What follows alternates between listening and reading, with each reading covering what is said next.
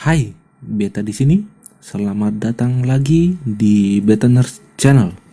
Terima kasih buat teman-teman yang sudah like dan subscribe channel ini. Semoga apa yang saya bagikan bisa berguna bagi teman-teman.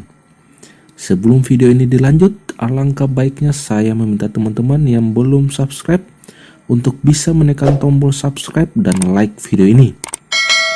Video kali ini kita akan membahas tentang materi imunisasi dan vaksin.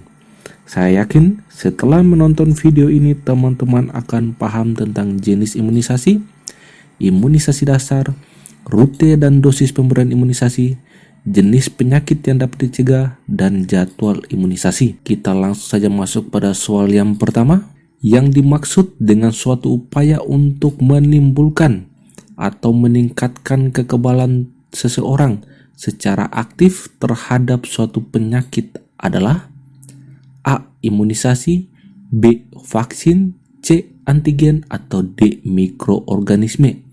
Jawabannya adalah iya, A. Imunisasi. Imunisasi adalah suatu upaya untuk menimbulkan atau meningkatkan kekebalan seseorang secara aktif terhadap suatu penyakit atau proses pemberian vaksin. Vaksin adalah bahan antigenik yang digunakan untuk menghasilkan kekebalan terhadap suatu penyakit. Adalah sebuah zat yang merangsang respon imun, terutama dalam menghasilkan antibodi. Untuk mikroorganisme adalah organisme yang berukuran sangat kecil sehingga untuk mengobatinya diperlukan alat bantu. Jadi jawabannya adalah iya, A. Kita lanjut pada soal nomor 2. Di Indonesia, imunisasi dimulai sejak tahun A. 1956, B. 1973, C. 1974, atau D. 1978. Jawabannya adalah iya, A. 1956. Pada tahun 1956, Indonesia memulai imunisasi, dan pada tahun 1973, BCG ditambah dalam imunisasi Indonesia. Untuk tahun 1974, Indonesia bebas cacar. Untuk tahun 1708, seluruh dunia bebas cacar. Sedangkan untuk pada tahun 1704, ada penambahan imunisasi TT. Untuk tahun 1976 ada DPT. 1981 ada polio, 1982 adalah campak, dan pada tahun 2000 terakhir adalah penambahan vaksin hepatitis B untuk ditambah dalam program imunisasi yang ada di Indonesia. Ya, kita lanjut pada soal yang ketiga.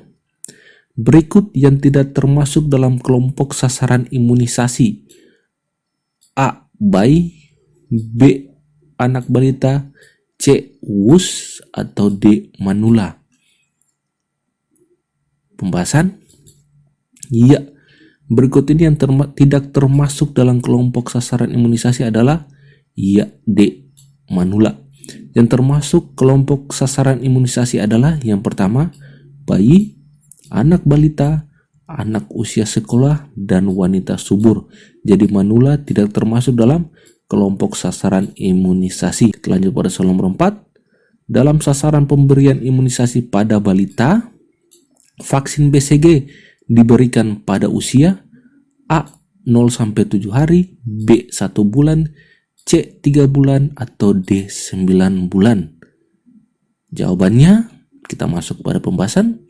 Ya, jawabannya yaitu pada usia 1 bulan. Imunisasi bayi yaitu vaksin BCG diberikan pada usia 1 bulan. Kita lihat lebih lanjut.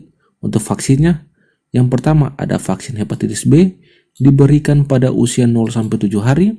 Untuk BCG diberikan pada usia 1 bulan. Untuk polio diberikan pada usia 1, 2, 3, 4 bulan dengan pemberian sebanyak 4 kali.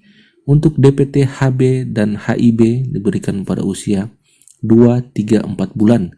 Sedangkan untuk vaksin campak diberikan pada bayi berusia 9 bulan. Kita lanjut pada soal nomor 5. Dalam sasaran pemberian imunisasi pada bayi, vaksin DPT, HB, HIB diberikan pada usia A. 0-7, B 1, 2, 3, 4 bulan, C 2, 3, 4 bulan, atau D usia 9 bulan?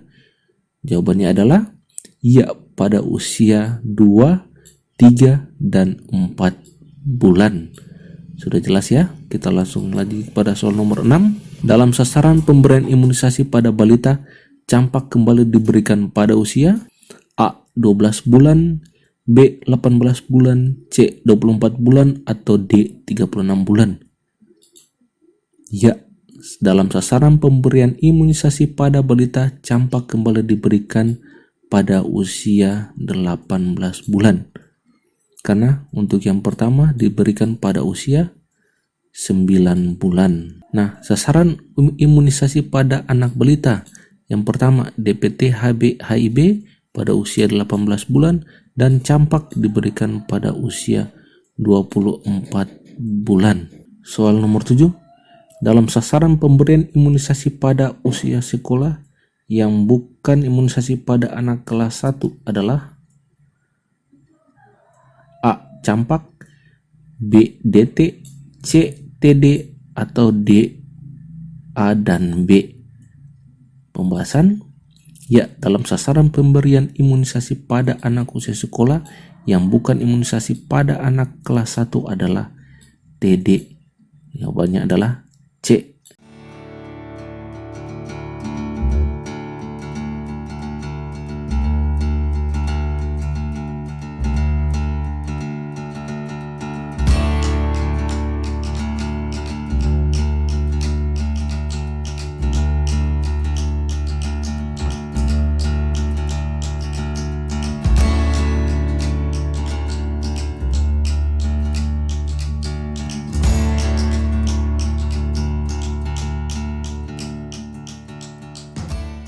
Nomor 8.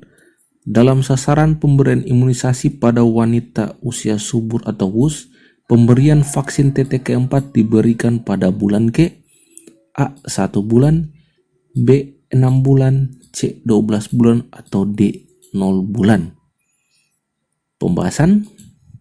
Iya, dalam sasaran pemberian imunisasi pada wanita usia subur, pemberian vaksin TT diberikan pada bulan ke-12. Pemberian vaksin TT yang keempat ya. Kita masuk aja. Sasaran imunisasi wanita usia subur atau WUS. Pemberian imunisasi yang pertama yaitu TT pada usia pemberian itu 0 bulan. Untuk yang kedua, TT yang kedua diberikan 1 bulan setelah pemberian TT1. Untuk imunisasi TT yang ketiga diberikan 6 bulan setelah imunisasi TT yang kedua. TT yang keempat diberikan 12 bulan setelah imunisasi TT yang ketiga diberikan. Untuk masa perlindungan pun teman-teman bisa baca saja di sini. Dalam sasaran pemberian imunisasi wanita usia subur, pemberian vaksin TT yang keempat diberikan perlindungan selama A. 3 tahun, B. 5 tahun, C. 10 tahun, atau D. 25 tahun. Jawabannya adalah iya, C. 10 tahun. Jadi untuk pemberian imunisasi jenis TT yang keempat diberikan setelah 12 bulan setelah pemberian TT ketiga dengan masa perlindungan yaitu 10 tahun. Yap, ini adalah materi tambahan saja. Untuk imunisasi ada terbagi menjadi imunisasi wajib dan pilihan. Untuk imunisasi wajib sendiri ada terbagi atas imunisasi rutin, tambahan, dan khusus. Rutin ada imunisasi dasar dan lanjutan. Untuk dasar diberikan untuk bayi pada usia 0 sampai 1 tahun. Rutin lanjutan diberikan pada batita, anak usia SD, dan WUS. Sedangkan untuk imunisasi tambahan ada karena ini. Untuk imunisasi khusus hanya untuk calon haji atau kejadian luar biasa. Untuk imunisasi pilihan ya ada lagi tersendiri. Jadi teman-teman bisa baca saja dan memahaminya. Sedangkan yang berikut ada materi tambahan mengenai kekebalan aktif dan kekebalan pasif. Untuk kekebalan aktif, perlindungan yang dihasilkan oleh sistem kekebalan seseorang sendiri dan menetap seumur hidup. Aktif pun terbagi dua, ada aktif alamiah dan aktif buatan. Aktif alamiah didapatkan ketika seseorang menderita suatu penyakit. Jadi ketika sakit, kekebalan ini muncul. Yang kedua, aktif buatan didapatkan dari vaksinasi. Yang kedua, tentang kekebalan pasif. Yang pertama, pelindungan pasif alamiah. Kekebalan yang didapatkan dari ibu melalui plasenta saat masih berada dalam kandungan. Yang kedua, kekebalan diperoleh dengan pemberian air susu pertama atau kolostrum. Untuk kekebalan pasif buatan diperlukan dengan cara menyuntikkan antibodi yang diekstrak dari satu individu ke satu individu lainnya sebagai serum. Contohnya, pemberian serum anti bisa ular kepada orang yang dipatuk ular berbisa. Jadi, teman-teman harus memahami ini ya. Ya, kita lanjut pada soal nomor 10. Vaksin diklasifikasikan menjadi vaksin untuk bakteri dan virus. Di bawah ini yang merupakan vaksin untuk bakteri adalah A. Campak, B. Mumps, C. Rubella, atau D. BCG. Ya, D. BCG. Di sini ada pembagian klasifikasi virus untuk vaksin, yang dimana vaksin untuk virus dan vaksin untuk bakteri. Untuk bakteri sendiri ada dua, ada vaksin BCG dan ada vaksin tifoid oral. Ya, untuk lebih jelasnya teman-teman bisa baca saja. Kita lanjut pada soal nomor 10.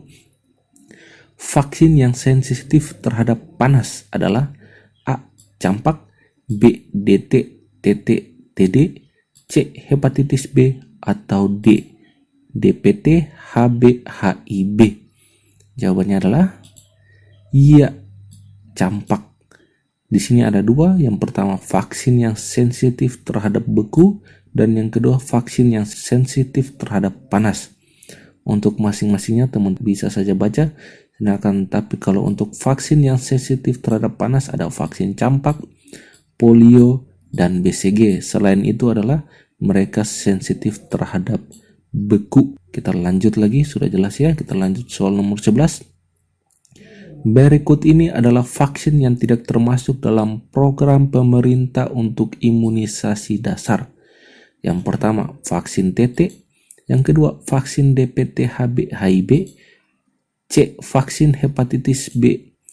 D. Vaksin polio oral, atau E. Vaksin IPV. Jawabannya adalah iya, A. Vaksin TT. Karena kalau kita ingat, vaksin TT itu diberikan untuk WUS atau wanita usia subur. Kita masuk dalam pembahasan. Ya, yang pertama vaksin BCG untuk perlawanan terhadap tuberkulosis, disuntik secara intrakutan di daerah lengan kanan atas dengan dosis 0,5. Efek sampingnya itu adalah jaringan parut. Ini sudah saya ringkaskan ya. Untuk vaksin yang kedua, untuk penanganan difteri, tetanus, pertusis, hepatitis B, dan infeksi Haemophilus influenza tipe B, disuntik secara intramuskular pada anterolateral paha dengan dosis 0,5. Kemudian efek sampingnya itu adalah demam dan nangis selama 24 jam. Ini efek samping yang paling menonjol ya. Untuk vaksin hepatitis B, dosisnya itu 0,5, disuntik secara intramuskular sebaiknya pada anterolateral paha. Efek sampingnya yang paling menonjol ada pembengkakan di sekitar tempat penyuntikan, hilang dalam 2 hari. Untuk vaksin yang keempat diberikan secara oral melalui mulut dengan 1 dosis sebanyak 2 tetes sebanyak 4 kali dosis pemberian. Untuk vaksin yang keempat ada IPV, bentuk sediaannya itu suspensi injeksi, disuntik secara intramuskular atau subkutan dalam dengan dosis pemberian 0,5. Efek sampingnya itu bisa terjadi dalam 48 jam setelah penyuntikan dan bisa bertahan selama 1 atau 2 hari. Jadi ini bengkak ya efek sampingnya. Untuk vaksin campak 0,5 disuntik secara subkutan pada lengan kiri atas atau anterolateral paha. Ya, jadi ini adalah pembahasan untuk vaksin imunisasi dasar yang wajib ya untuk anak. Kita lanjut pada soal yang ke-12. Imunisasi lanjutan merupakan imunisasi ulang untuk mempertahankan tingkat kekebalan atau untuk memperpanjang masa perlindungan. Di bawah ini yang tergolong imunisasi lanjutan kecuali yang pertama A. Vaksin TT, B. Vaksin TD, C. Vaksin DT, atau D. Vaksin IPV. Jawabannya adalah iya, yang kecuali adalah vaksin IPV. Yang termasuk dalam imunisasi lanjutan itu ada vaksin TT, diperlukan untuk perlindungan tetanus, kemudian diberikan pada wanita usia subur disuntik secara intramuskular atau subkutan dengan dosis 0,5. Untuk vaksin TD, imunisasi ulang terhadap tetanus dan difteri pada individual mulai dari usia 7 tahun, disuntik secara intramuskular atau subkutan dalam dengan dosis 0,5 ml mulai usia 7 tahun. Untuk vaksin DT sendiri, pemberian kekebalan stimulan terhadap difteri dan tetanus pada anak-anak secara intramuskular atau subkutan dengan dosis 0,5 ml untuk anak-anak di bawah usia 8 tahun. Jadi ini adalah imunisasi ulang yang harus diberikan pada anak-anak dan wanita usia subur yang tergolong dalam imunisasi lanjutan. Kita lanjut, kita masuk pada soal yang terakhir, yaitu soal yang ke-13. Ini soal tambahan saja. Yang tergolong wanita usia subur adalah wanita dengan rentan usia antara A 15-49, B 13-49, C 17-49, atau D 21-49.